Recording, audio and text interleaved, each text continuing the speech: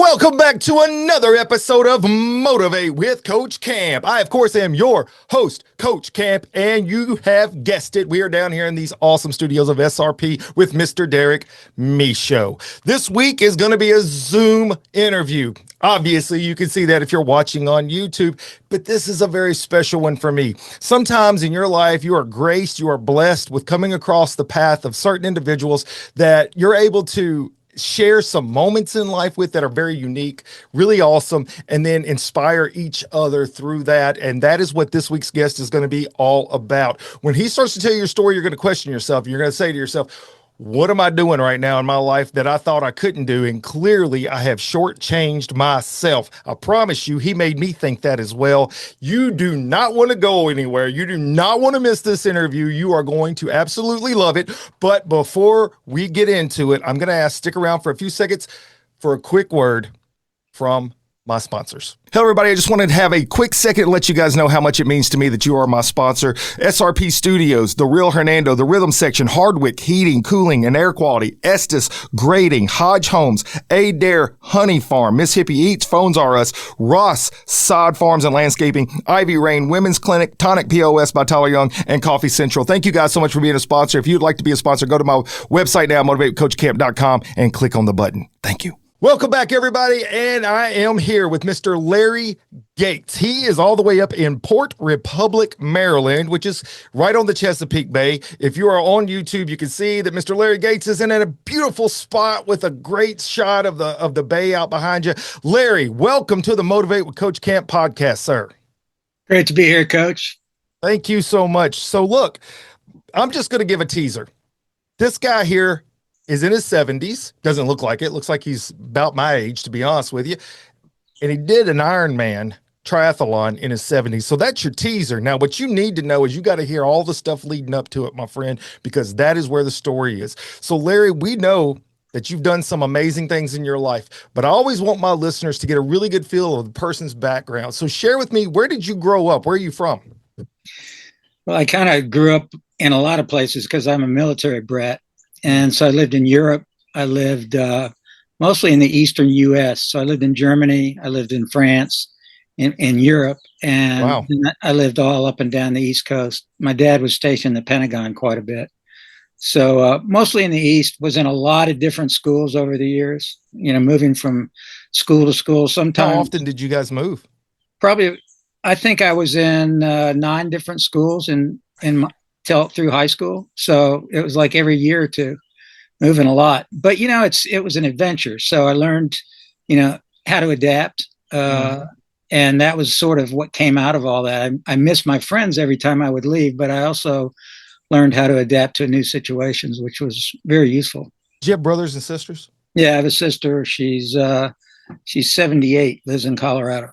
Okay, so clearly you had somebody at least connect to, but that is interesting that you say, because it is a tough thing for an adult to move regularly and often. But for a kid, you start to get settled in, you start to get comfortable with classmates, you start to make friends, and then it's a whole new environment. So how do you think that those moves help to strengthen your mindset? Because that is a big mental challenge, if you ask me. Yeah, it is. And I think, as I was saying, I think the adaptability out of necessity, really, you've got to adapt. And so you just look for ways to get comfortable. And the nice thing about it, a lot of times we were on military bases, and military bases are fantastic for kids because they got everything. They got, golf courses, they got, playgrounds, and they got pools and just about everything you could ask for. So I had there was an adventure aspect to it. There was always an adventure. And ever since, I've always liked adventure, and I've been retired now 18 years. Wow. And that's all I've been about, is just adventure since I retired. The people are definitely going to get a taste for that as we continue with the story here. Well, here's one thing too that I think is important to mention, though, because you were saying that the base is great for a kid, but it's also, I think it's a common ground as well, because the kids that are there, they understand your struggle. And I think that that's an important aspect in all of life, is finding people that understand where you're coming from. Exactly. Clearly those kids, they could adapt to that because they're like, hey, look, Larry's just like us. He just moved here, and y'all have new stuff to talk about. out and everything. So that's a really good part of your story.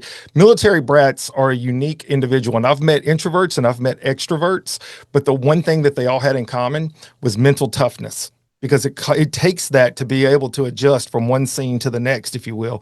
So then as you start to grow up and you get into your teen years, who would you say was a great influence in your life, or someone that helped to mold and build the person you were becoming before you went out there in the world?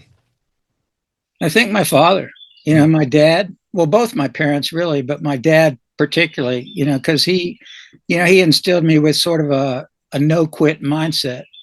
Quitting is not an option. You never give in. Sort of a la Winston Churchill, never give in. And so and I think I've talked before about how quitting is forever and pain is temporary. That's so true. if it's a difficult situation, you don't want to quit because you have to live with that. The pain, that difficulty will go away, and so it kind of forces adaptation. But my dad was a big influence on that. And he also sometimes would bust on me. I mean, he was tough. My dad was tough on me, and so, but his toughness made me want to please him. So I did some things that he didn't think I could do, and that went a long way to getting his support, I think. Yeah, so there's two things here that you mentioned I think is important to kind of like highlight, if you will. Failure is not final until you quit trying. And that stays with me all the time. Failure is always temporary until the moment you decide you're not going to try again. It's just a learning moment. It's an opportunity to grow. The other part of that too is the idea that you accepted the challenge. When your dad would be tough on you, whatever that looked like. I think that's an aspect that a lot of us will face in our lives, is that we will have somebody maybe that challenge us. And I've seen those folks that kind of pull back and they don't want to accept the challenge. And maybe they want to be the victim of something, so they don't push forward. Well, there's no growth in that. And clearly you accepted that. So there's two things right here that are building Larry Gates. And this is going to make a big impact on what you do next in life. And that is the travel, the adjustment, but then also being challenged as a young person. So then when you graduate high school, what do? Are you going into college? What's your game plan? Yeah, I went to college. I was in ROTC in college, and I was the cadet commander of the cadets at University of Virginia. And when I got out of college, I went straight into the Army as a infantry platoon leader, and I was an Army Ranger, and I think that had a huge influence on me. You were an Army Ranger? Yeah. Yeah, you didn't share this with me, Larry. Yeah, well, folks, y'all need to understand, when y'all hear the rest of our story together, personal story, that just blew my mind. An Army Ranger, tell me more. Well, what that does is the training, the whole notion or the whole goal of that training is for you to learn that you can always do more than you think you can do. So they push you to the limit. They push you to the absolute limit as far as sleep deprivation, food deprivation, and then they push you farther than that. And they keep pushing. They push you beyond where you thought you had to quit. And what you get out of that when you succeed and you achieve where you're trying to get is this confidence that you can do anything. You can do whatever you put your mind to, and how critical. And that's why, and I think you and I have talked about how powerful the mind is as far as accomplishing stuff. And if you believe in it, you can do it. Yeah. But you got to believe. Limitations so often are the things that we put before us, not what are reality. The reality of something being a limitation can only be challenged if you're willing to give it the attempt. And so many people check out before the attempt ever happens. And that could be education, that could be a job, much less physical activities. So how old were you? What years was it that you went in as an Army Ranger? I was 21, and I got out. And as soon as I got out, and I was not really cut out for the military, but I got a lot out of being in the military. But as soon as I got out, I went to Europe and bicycled through Europe for a year. And that was kind of the adventure piece, wanting to get back to kind of the places where I had loved as a young person. And I went with a friend and bicycled in some gorgeous country. I mean, it was incredible. And it was, I got to tell you a funny story. I kind of put these little obstacles in front of myself and challenge myself as I'm doing things. And the one challenge I gave myself when I got to Europe was I'm never going to get off my bicycle to walk it up a mountain or up a hill. So that was my personal challenge. And I was on my way. This is crazy. I was on my way. I had succeeded, and I was on my way to Dover to get the ship back to the continent of Europe so that I could fly home. And when you come into Dover, and I wasn't prepared for this because it's flat. That whole area is flat. But as you come up to Dover, there is about a 500-yard grade going straight up.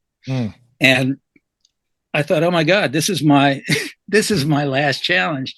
And I wasn't mentally ready for it. But I started grinding it out going up that hill. And there was an old man with a cane, and he was bent over, an old Brit.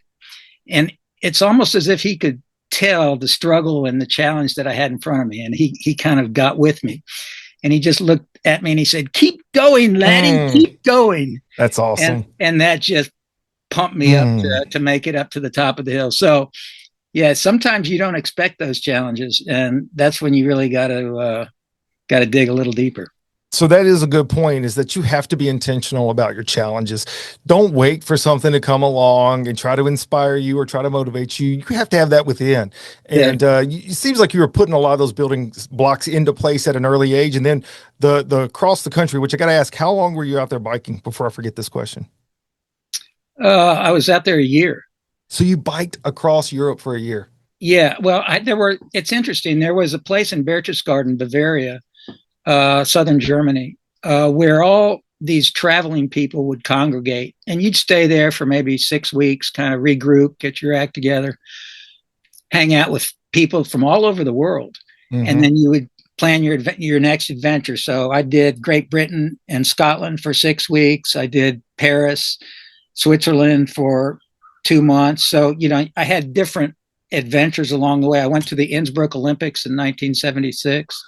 So, just so it wasn't get on the bike and ride around for a year. It was get on the stopping bike, and seeing stuff, and do an adventure and then come back to home base. And gotcha.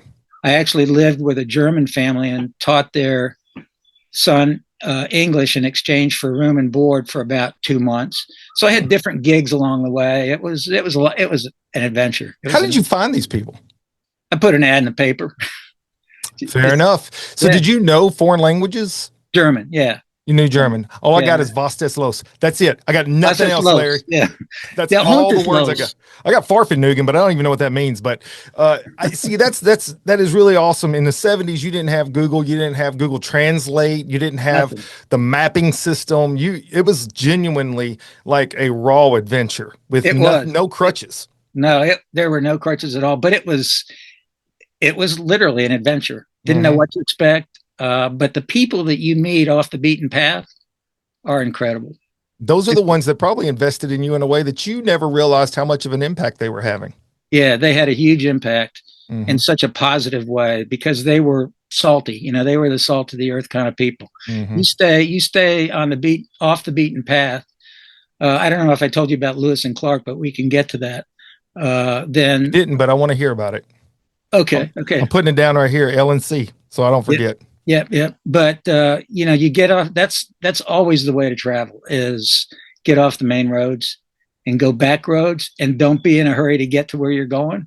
It's the adventure, not the destination. It's the trip along the way and the people that you meet along the way that make it an experience. Absolutely, that is so profound.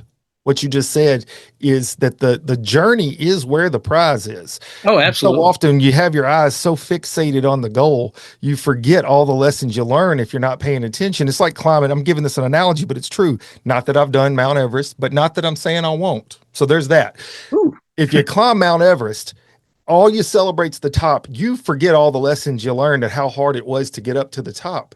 And for me, I think that that's something I have to remind myself of often, is taking those lessons that are coming my way, and those lessons happen all the time, and sometimes it happens so quick, it really takes a little bit of time to think about it and be like, wow, I didn't realize I was getting stronger from this moment or that moment, just like the Ironman. And when you take time to reflect, you understand why the journey was so important, because the destination is just that. It's the final. So then it's the next thing. Just a quick note. I had a lady on my show a couple episodes ago. She ran, look, this one blows my mind, a 200-mile ultra. I think I saw that. I think I saw the interview. Hours. Yeah.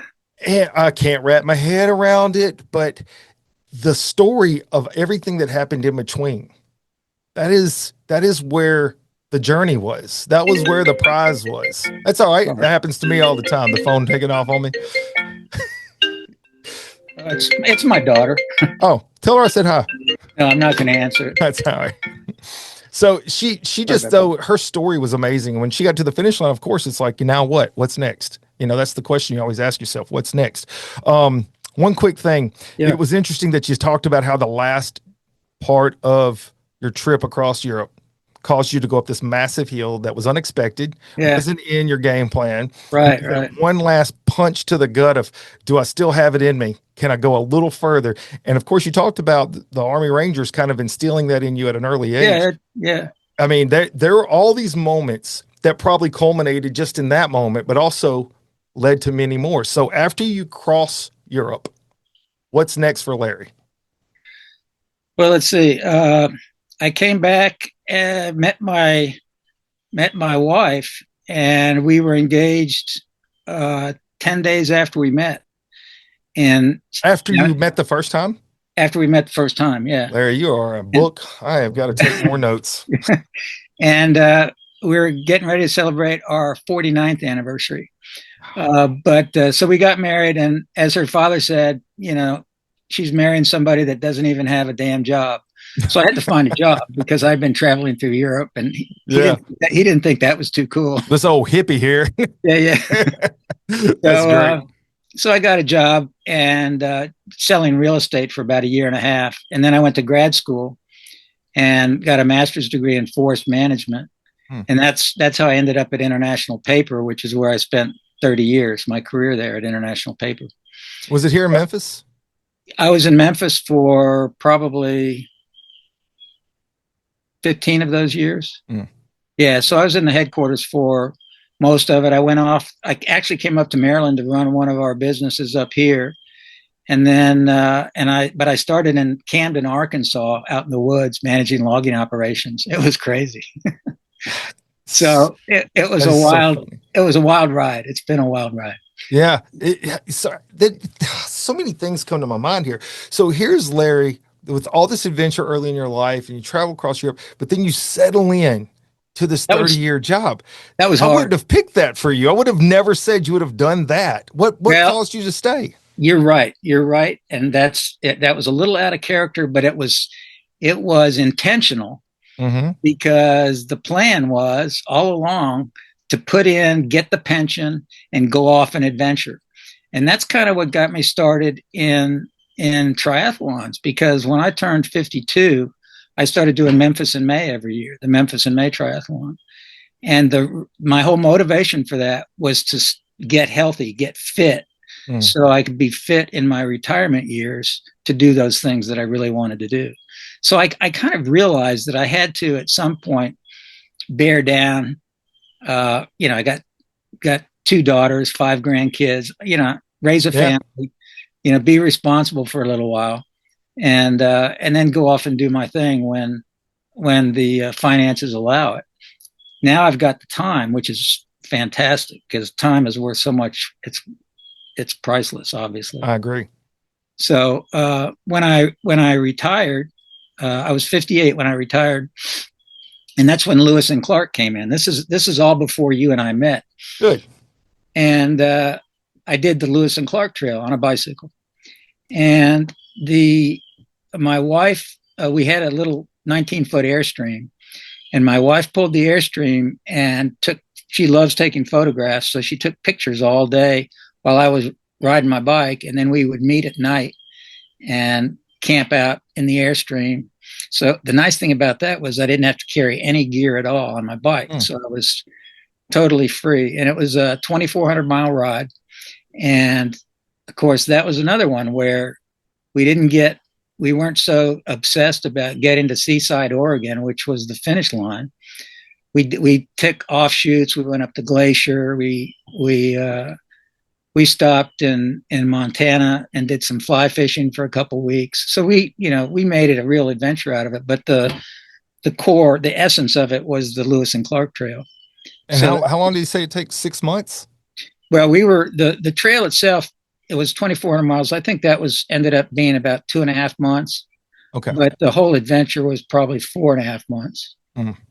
So you guys were just out there on a bicycle, and then how did the camper make it? Would you drive so far, stop, and then ride the trail? How'd that work? No. My wife was driving the camper, and you were just riding the bike. I was the only one on the bike. Got you now. Okay, so I missed that part. I was thinking she was riding too, so that's why I was a little confused. No. Wow. I was riding, and she was having fun doing her thing, which is she's always wanting to stop and take pictures. Yeah.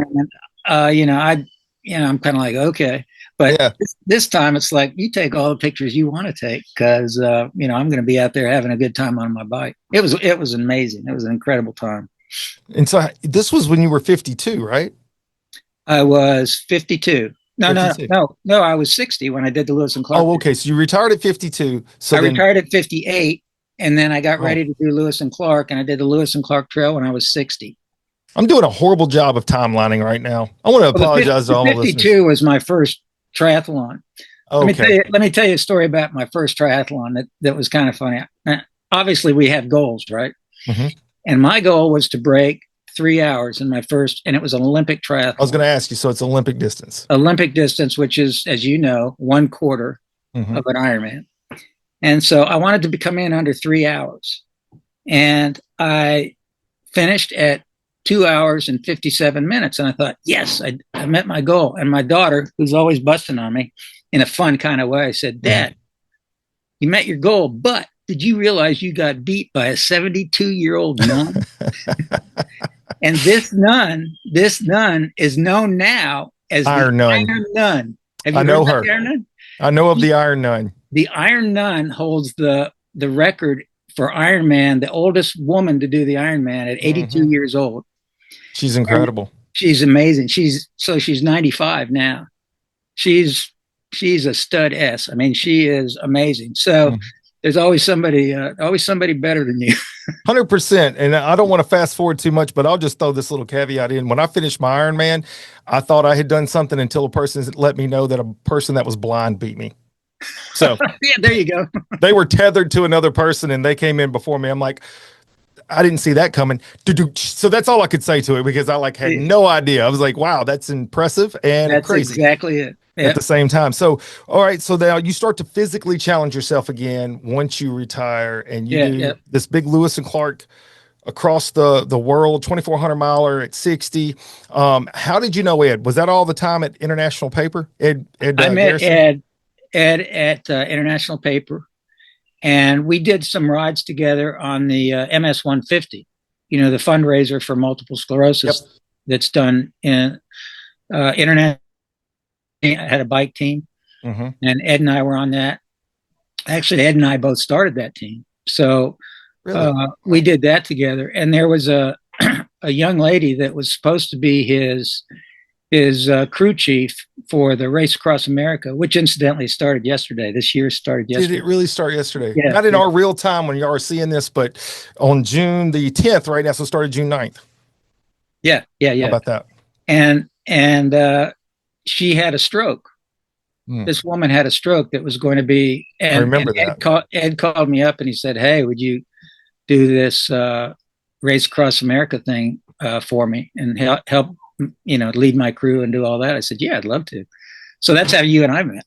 Sure. So that Race Across America, just for people that are not familiar with it, which you should go look it up if you're not familiar with it. It starts in Oceanside, California, and the finish line is in Annapolis, Maryland. How many miles is that? Do you remember? It's about 3,100. 3,000. I was thinking it was over 3,000 miles. Yeah. And you have 12 days to finish. And all along the way, you have checkpoints you have to make it to. So, like, I think the first one was in somewhere in Colorado, Durango. Yeah. So yeah, I think it was Durango. Yeah. So you have, and basically, you're having to cover the distance of about 250 to 275 miles per day to try to keep the pace. It's crazy. And that's just an insane amount of miles every day. So you end up being his crew chief, and all of this blends to who you are and how we are together. And so you end up being this guy's Ed Garrison's crew chief, which is going to do this. And he had done some versions of this. If I think he had signed up for the whole race a couple times He, before, even. he had done what's called Raw, Race Okay. Across the West, which is the first half essentially, which gets you Okay. up to Colorado. And then he wanted to do the whole thing. So, and quite, I mean, he definitely had the capability of doing it if he hadn't had the injury that he had. Sure. Oh yeah, Yeah, this guy was a beast. I mean, he just had a way to keep going and keep going and keep going. he did. He did. And so you were on the team. How many other people were there with you that was on the crew chief On team? our team, well, besides you, I think there were about 5 or 6 of us. You Yeah, know, so you like had, I knew y'all had the pace cars or whatever you were following. yeah, And we there was had a two couple of pace you guys. cards to Mhm. ride behind, sort of to protect and also to coach. Remind when to take a drink, nutrition, and we had actually had a nutritionist on the team. The guy that year that won, a guy named Christoph Strasser, the guy that won the race, still holds the record. He averaged 400 miles a day on his bike, and That don't make sense. he finished in 7 days and 11 hours or something like that. And he had a sleep hypnotist on his team to put him into REM sleep so that he didn't have to get too much sleep along the way. Mm. Crazy, but that's a physically, mentally challenging, but physically destructive. I don't know if you remember how. Oh yeah, I was going to get to a little bit of that. Yeah. So I, Yeah, in my role was the medical team. I was lead you're, medical yeah, you're the and medical guy. Yeah, being paramedic. And when I got into this, so just the fast on how, I don't know if you knew exactly how we ended up knowing Ed, because I didn't know him prior to, was a person contacted me on Facebook and said, "Hey, this guy's looking for some medical personnel." And they said, "You would be great," because I had done endurance athletics. I'd ran marathons. I had just completed an Ironman triathlon. And so I understood a lot of the physical dynamics that it takes to be ready and to be able to train and to be able to push through some stuff. So I reach out to Ed, and I'm really just reaching out to him as an advisor to give him some tips on what to look for. And then Ed's like, "I need to meet you for lunch." And then Ed's like, "Now I need you to be on the team." And I'm like, "I didn't have a 2 week vacation planned, but I don't think I can pass on this adventure." yeah, it was an adventure. So I ended up doing that. It was an absolute adventure. And you're right. Ed had such physical demands on him, from some severe chafing to swelling. You just go through so many physical changes on such a trip, and me trying to keep up with his oxygen levels and then making sure his cardiac was good and fluids. Yeah, And meanwhile, you're pacing him. Now, that said, we are pushing, and 6 days in, he ends up with this thing called Schirmer's neck, where right. his neck muscles had given out and his head stand bobbed down. And I don't think that I realized in that moment was when I was actually becoming Coach Camp. I don't know if I've ever shared that with you. That's the moment I look back to and think about, this is something I want to be at for the rest of my life. And it was that moment I look back and I thought, here was Ed that had pushed himself as far as he possibly could, and he was dejected. And I just remember giving him this like speech that I felt, but it was real. I remember that. It was real. I remember that. I loved it. And I was like, "Dude, you've inspired us." He was so upset because he felt like he let us down. And it was like, "You did not even come close to letting us down. In so many ways, you have encouraged me to challenge myself more and to do more in life." And I don't know that he really understood how much of an impact that had. And so you and I have this conversation. And you remember that part. And then there's this other lady that dropped out, and I'm telling her, "Look, when you shoot for the stars and you miss, you still hit the mountaintops." And that Exactly. kind of like solidified, I want to be Coach Camp. That hit me too. I never forgot that comment, and it resonated with me. And that was after I saw your leg with the Ironman on your calf. And it's like, so what's that all about? And when you described it to me, I was like, no way, no way, Jose. I mean, that's crazy. How could you do that? And you were like, oh yeah, you could do that. It's like, I don't know, but you were, yeah, you could. And I can understand why you would say that now that I've done it, Mm. because so much of it is you got to get to that point in challenges like that where you believe you can. Mm-hmm. And but you also have to want to. There's So that. yeah, there's the want to and the belief. And of course, obviously you have to train and do all those things. But I'm convinced, I've told a number of people that you can do it Mm-hmm.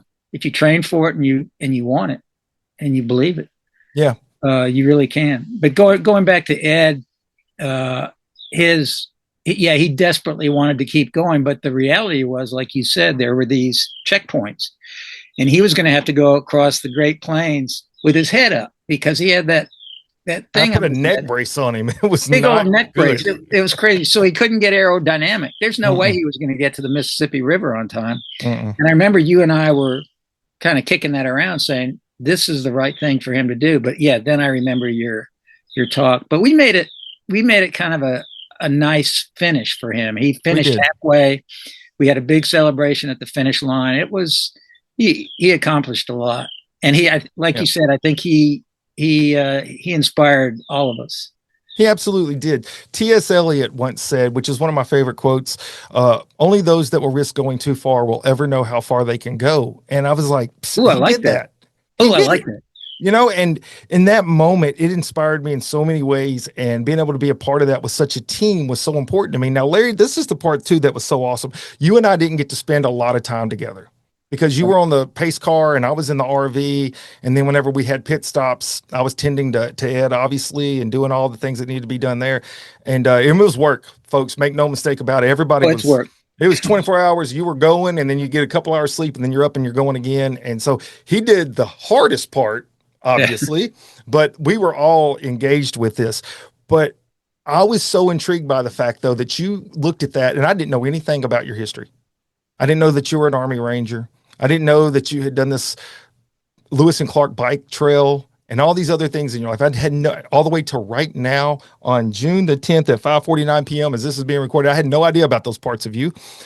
But what I did see was a person that had all the capabilities. You were out there, the way you were coaching it, and when you said something about doing an Ironman, it is that moment as a coach where you see the player, and as a coach, I see players, and they don't think they can do whatever that is. Maybe they don't think they can make it to the next level of baseball or something.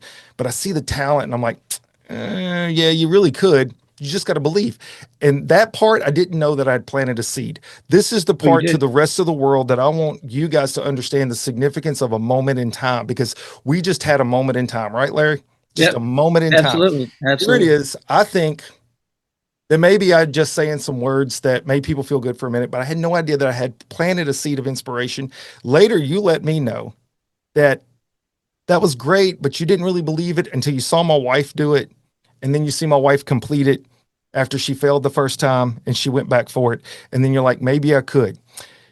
I want you guys to know something. He called me or texted me. You actually texted me the first time, just say, I want you to know I just completed an Ironman at the age of 71. 71. Yeah. 71. That's the full circle moment, because in that moment, Larry, you inspired me, my friend.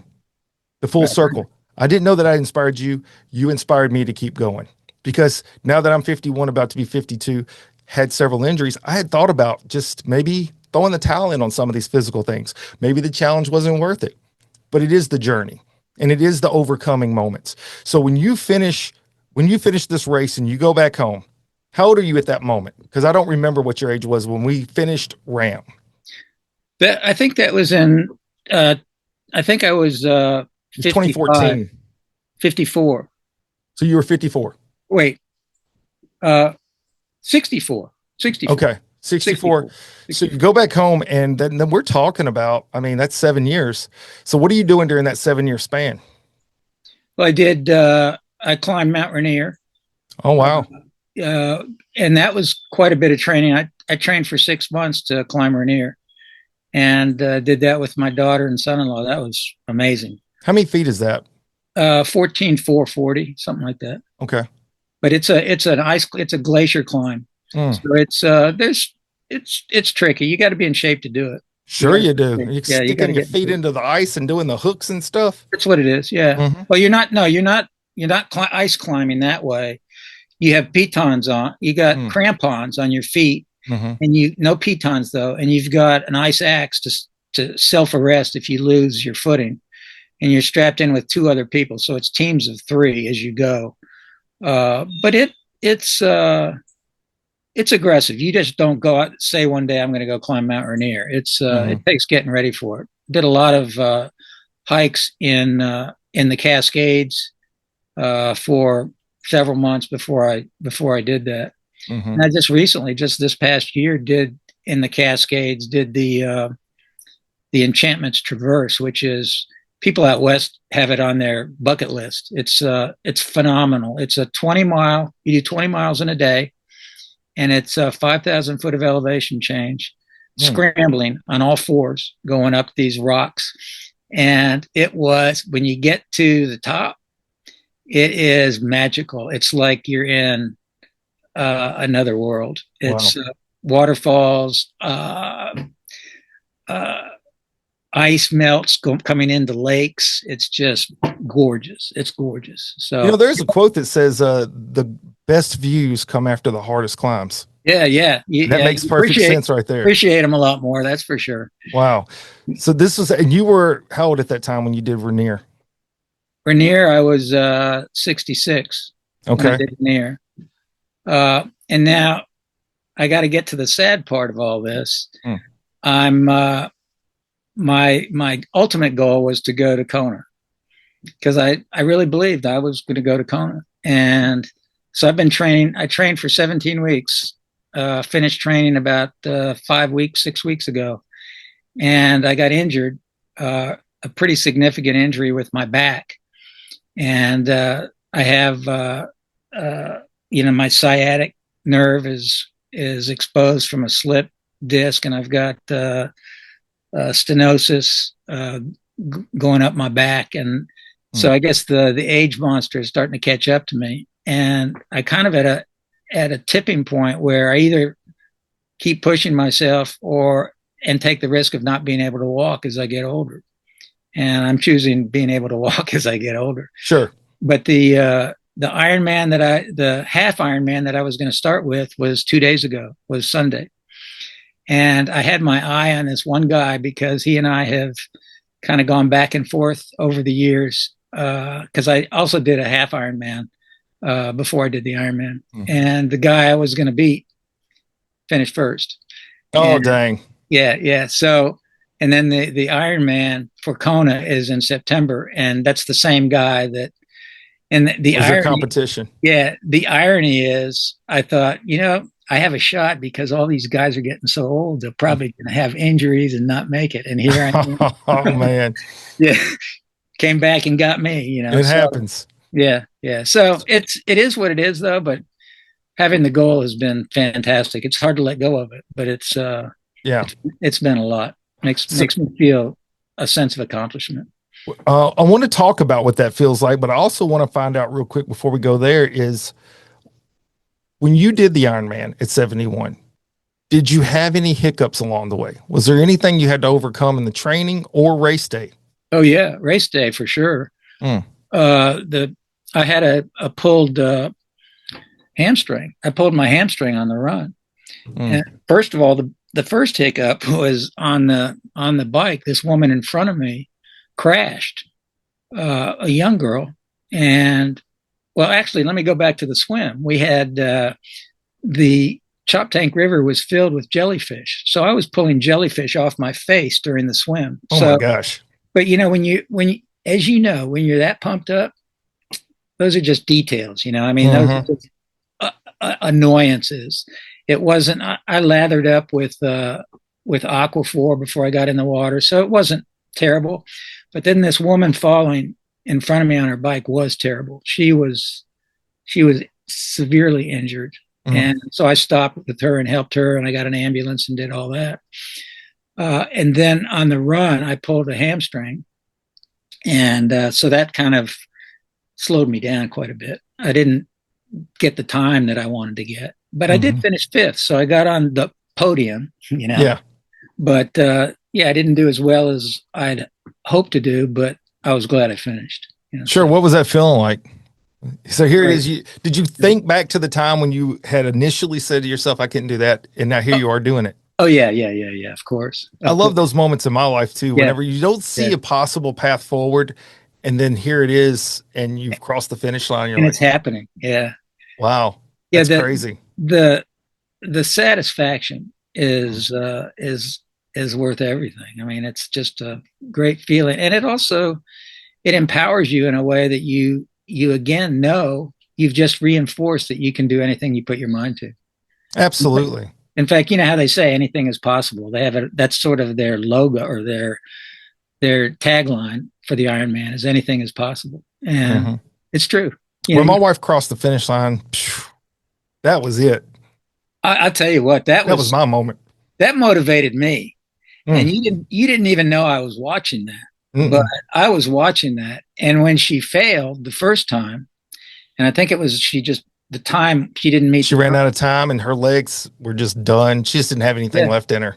but the fact that she went back to do it again, that is huge. Now I know she had Coach Camp motivating her all the way, so Well, I that was huge. definitely was a coach slash husband, and there's a balance there, let me tell you. Oh, I'm sure. I'm But sure. she beat my time by 9 minutes.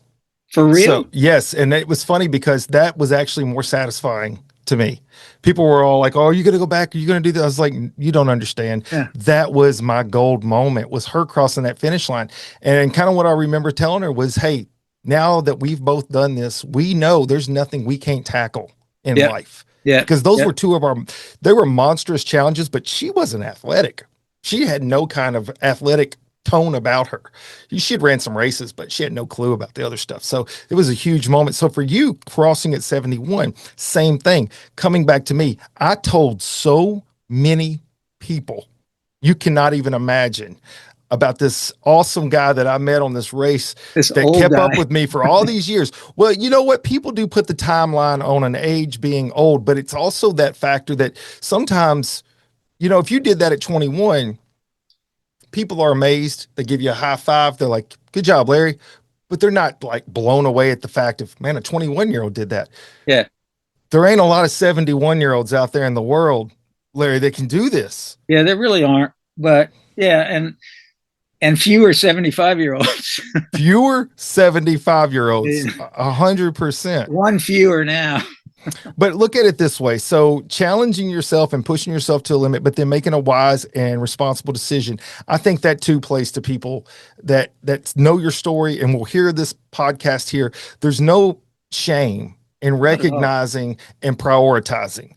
And I say that all the time to my students. You have to prioritize, because I just to relate, if you don't mind me cross relating, because so much of this Yeah. is life relatable. I have students that they have reached a breaking point with mental stress on the job. I teach paramedic school, and I tell them that, first of all, there's no shame ever in going to seek help, mental health help. That's 100% always do that. Our culture doesn't allow that sometimes because of the bravado. But I'm like, always do that. But then if you need to step away from the profession, there's nothing wrong with that. Making the wise, prioritized choice for your health, your family, your future should always be paramount. There's that balance of challenge yourself, push yourself, go beyond boundaries you ever thought possible, but then at the same time, be responsible.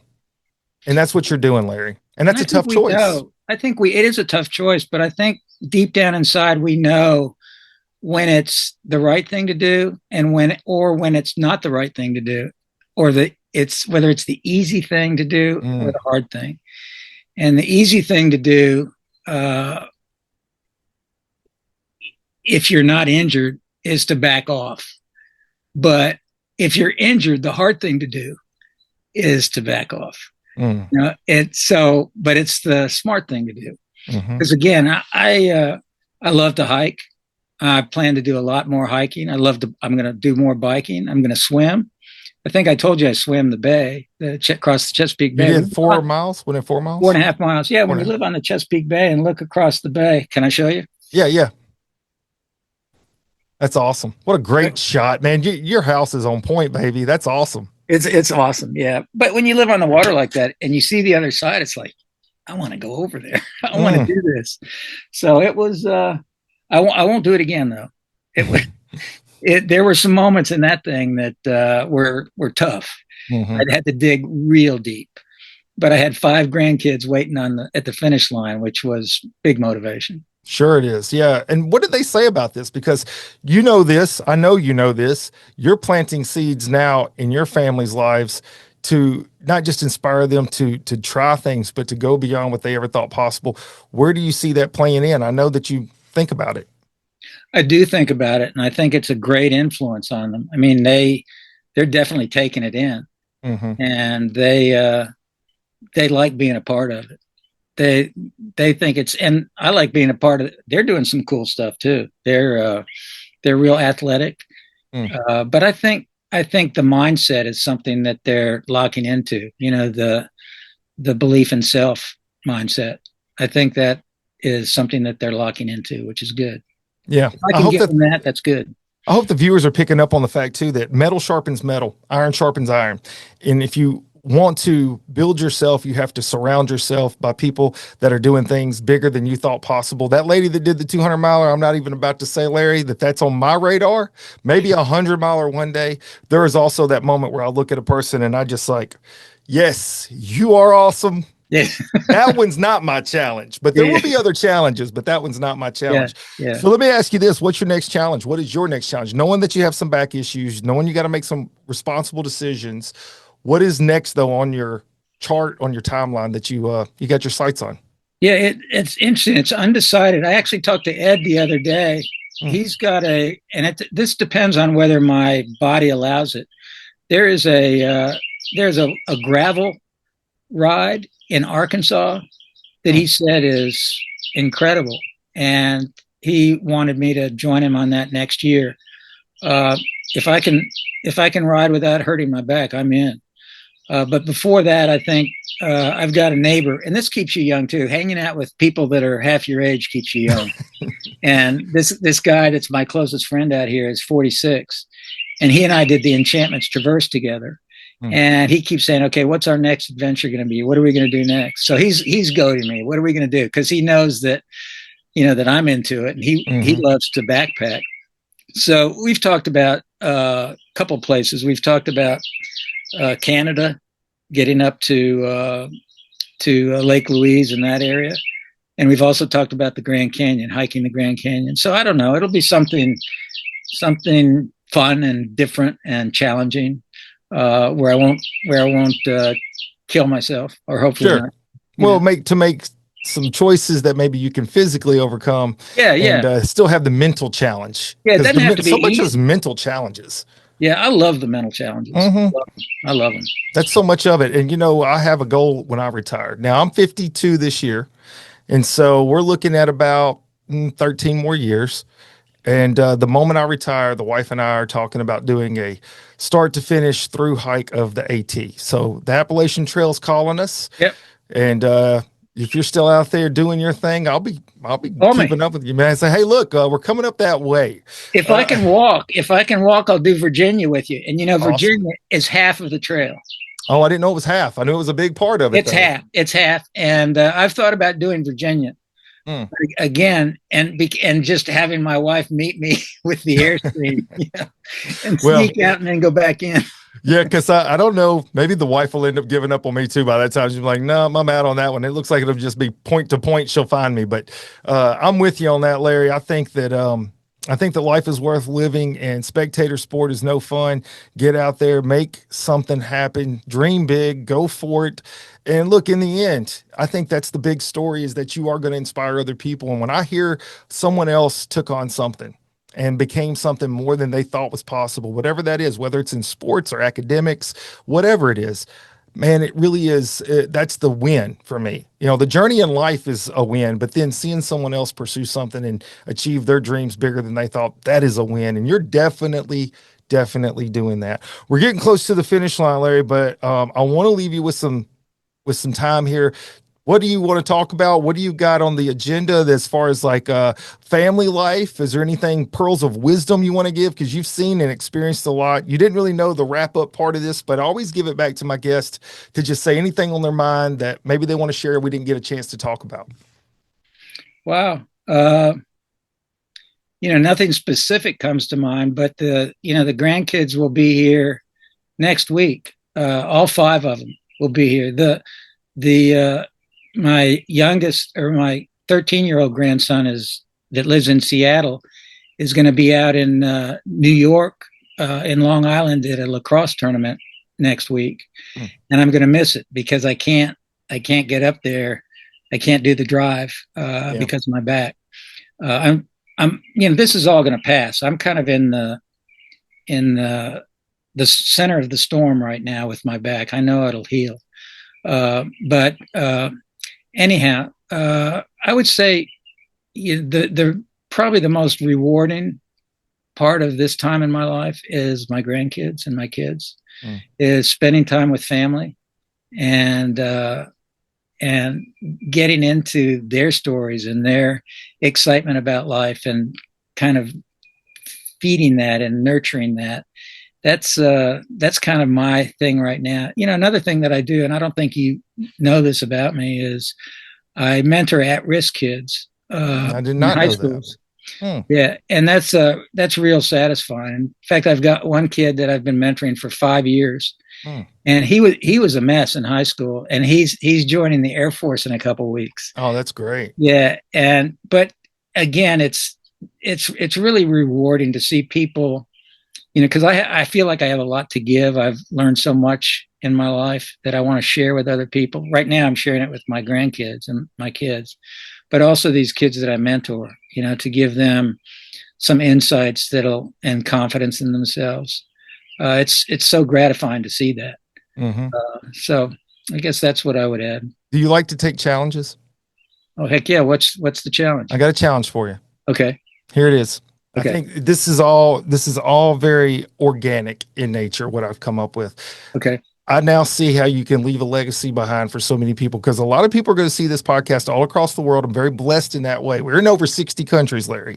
People will want this book from you. They want this book. You need to write a book. You can steal this from me. Take the shoot for the stars, and if you miss, you still hit the mountaintops. That will be your title. That's all you. That's all you, baby. I want you to have it, because I want you to tell your life story about why it's so important to pursue life. It's not about the goal. It's about life. Pursue life, because that's what you've done. I'm challenging you to write this book, and it could be 100 pages, and I'm going to come to your book signing. It's funny that you say that, because I've had members of my family make that same challenge. I think they want to see, and this is what I might end up doing, is short stories, because I tell a lot of stories about my adventures, and they're pretty good stories because they were great experiences. Sure. So they want those short stories captured somehow. So if you'll let me go from a full-size novel to short stories, I'll take on that challenge. I'll take it, because here's what I think. I think the value of what you've done and experienced will excite people to do the same. It may not be the exact same adventure, but it will inspire them to pursue something. Look, I made a bucket list a long time ago, and it's not a static, it's a dynamic bucket list. It's not something that's stationary where it never changes. It evolves constantly, but it's add-ons. And as I start to accomplish things, I put more in there. But it's funny. Inspiring. It's funny, Chris. It's not so much what you do, but how you do it. It's because there's not one right path, as you know. It's just how you traverse that path. And I guess to me, it's stop and talk to people along the way, is what I would say. I don't know if you're familiar with John Prine, but he's a guy that I'm really, really fond of. He passed away. He was a country singer, kind of country folk, and he sang a song called "Old People." I think it's "Old People," and Bette Midler made it famous, but John Prine wrote it. And Prine died from complications of what was that disease we had a couple years back? COVID, yeah.